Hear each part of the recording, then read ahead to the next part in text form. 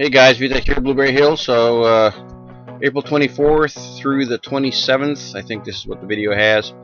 We see our one of our second last containers showing up. There's Craig. He's doing a fabulous job delivering these things. It's taken quite a while to get all these containers. Probably 2 or 3 weeks, a little bit too long, but regardless, we got them all.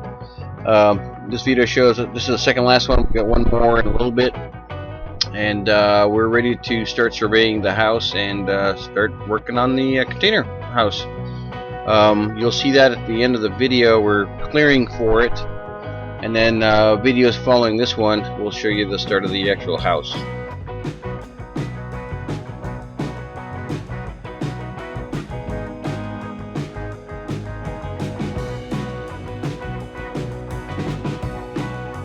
So if you've never seen a container dropped off, all they do is they have a very long trailer, and they hit the ground with the back end of it, put an air gap between that and the trailer. You can see the air gap right there, and then they just pull out of there and the whole thing just drops on the ground.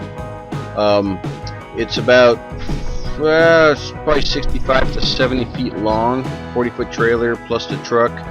The truck's probably about 20 feet. It's a gooseneck trailer, so it's you need quite a bit of room to drop these off. But anyway, Craig did a pretty good job on this, just to support the container guys. And here's Craig again with this is the last container. Fantastic. So here's the last container being delivered. Yay, number 11. So it doesn't include the pool and the hot tub they're going to make out of something or other. We'll follow that up in the video later. But anyway, we had to get this delivered so we could stage the containers on the right side of the clearing. The house is going right where the truck is sitting, so we couldn't do any work on it until all the containers were delivered. And then a day or two later, Angie and I started doing the survey for the house. And then the videos following this one, you'll see us starting the building of the garage and laying out the where the house is going to go.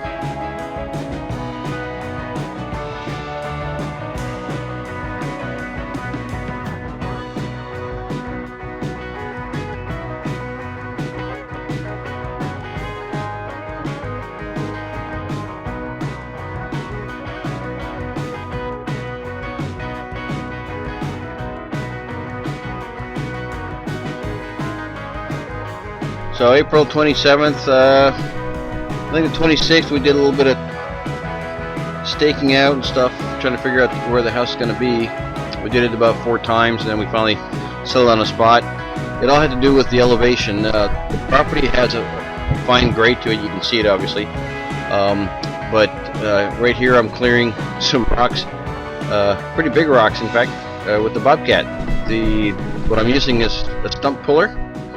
Yep. It's meant for trees, but I'm yanking big rocks out of the ground with it. It works really good for that. And there's a ledge. The entire property has ledges of rock that drop down every couple feet. And right where I am is where the garage is going to be. Oh, there's a big ass rock right there, huh? Anyway, I had to move them out of the way.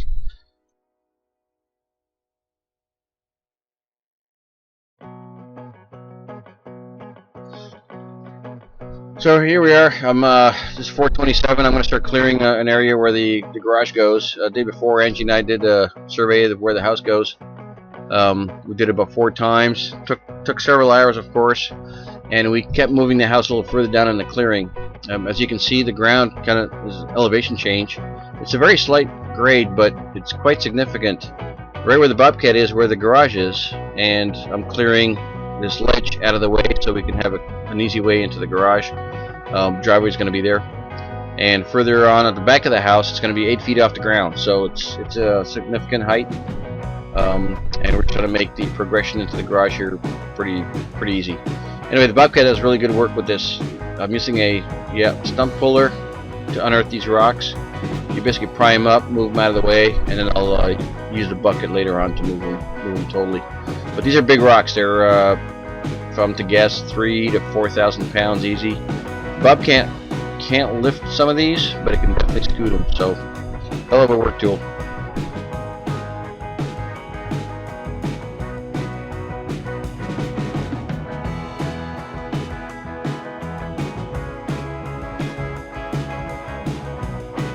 Yeah, so once I pop all the rocks out of the ground, I gotta move them out of the way. I'm gonna put a bucket on here in a little bit to move some of the dirt and rock, smaller rocks. But you see the Kubota trailer, or the tractor rather. Whoops.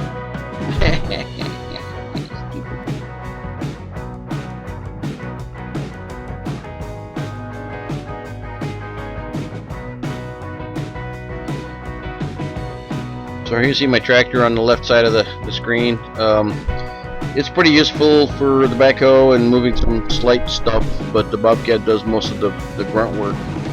Here I am going to just move the big rocks out of the way and just make this clearing a little bit smoother.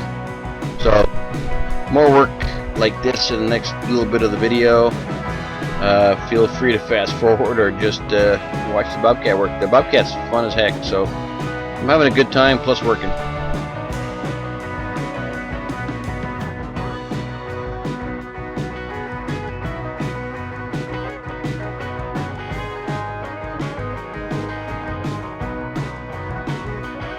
So using the tractor to grade this a little bit. I'll switch over to the Bobcat in a little bit because the big rocks and stuff, the tractor just doesn't do very good with these things. So I flip over to the Bobcat in a little bit and make a little quicker work of it.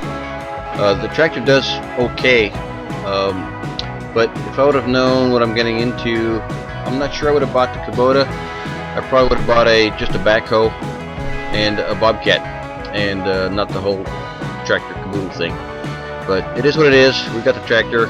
It's less doesn't destroy the ground as much as the Bobcat does because of the tracks, but at the same time it does less work. So it is what it is.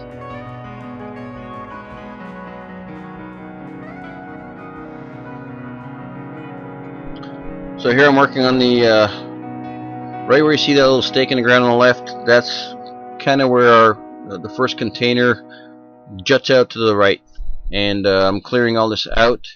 Our walkway is going to be right where the Bobcat is, into the house, the entryway, and I'm making sure we have easy access to that, and making sure the first set of containers is nice and low right in this area.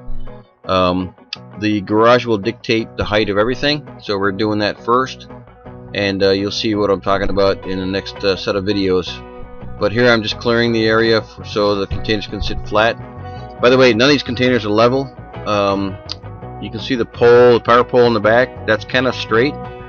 There's hardly any containers that are leveled out. In fact, the only one that's leveled out is very far out of the picture on the right. It's a green container, and that one is pretty level. The rest of them are off level, so it looks funny. So anyway, the elevation is pretty significant. It's only a few degrees, but it looks much bigger.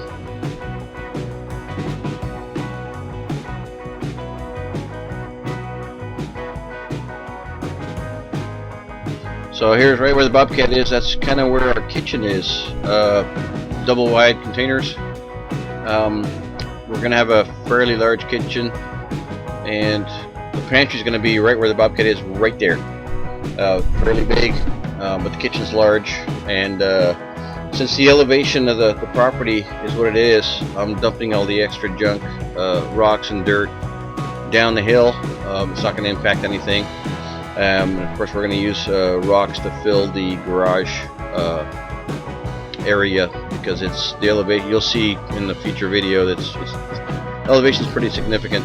It's about a 3.5 foot elevation change from the start of the garage to the back of the garage, kind of like what the shop was. But in any case, it's not that bad. It's a 25 by 27 garage, and you'll see that in the next video. Anyway, appreciate you watching. Talk to you guys later.